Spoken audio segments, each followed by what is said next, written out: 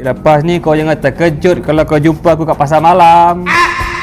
Aku jual apam balik. Resipi dah ada ni.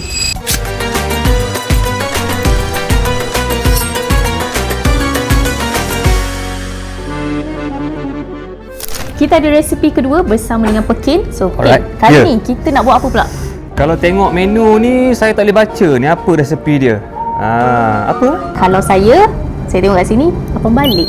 Yelah, patutlah ada kacang sikit, ada jagung sikit, apam balik.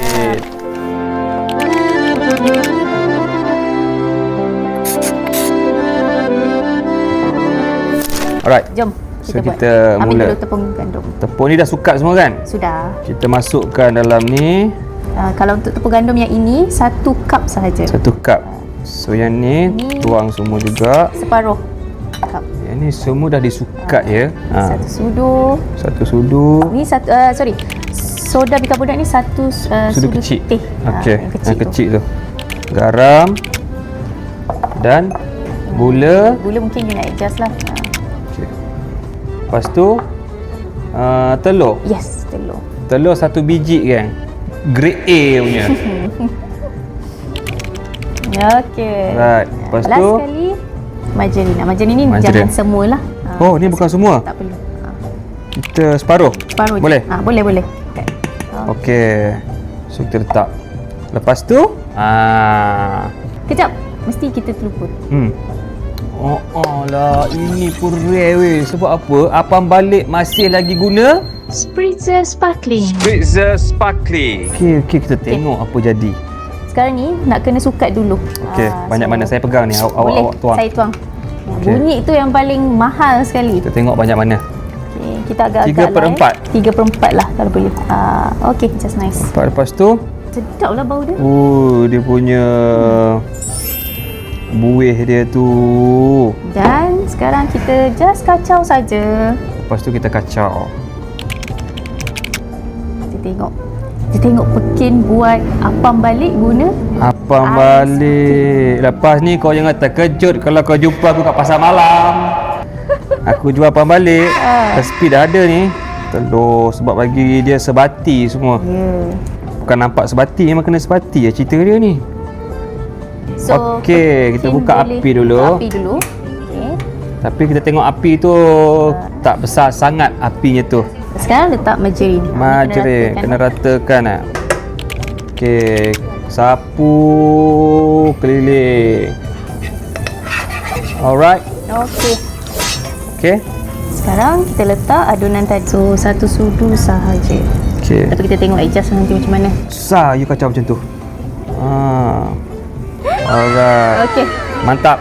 So, kita tengok agak-agak dia dah nak masak. Kita akan letak jagung. Kacang.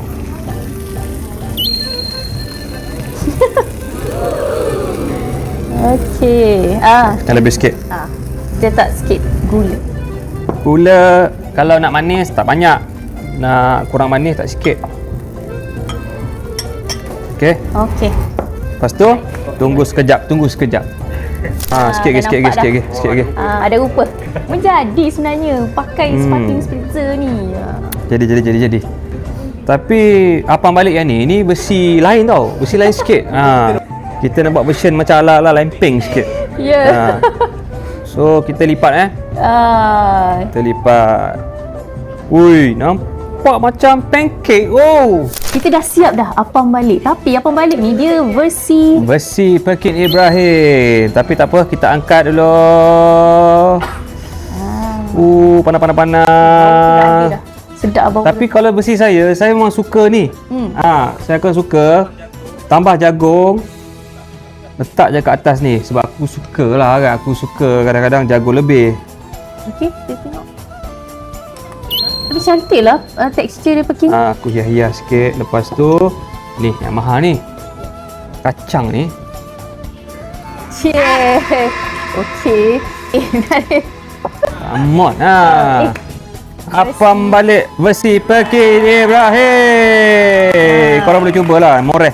Padu. Sparkling bersama spritzer. Siapa kata tak boleh buat? Jalan jam nak balik beraya. Singgah R&R, beli kelapa. Apam balik gebu terang colour dia. Memang terang. Spritzer Sparkling, ramuan dia. Aduh, pandai.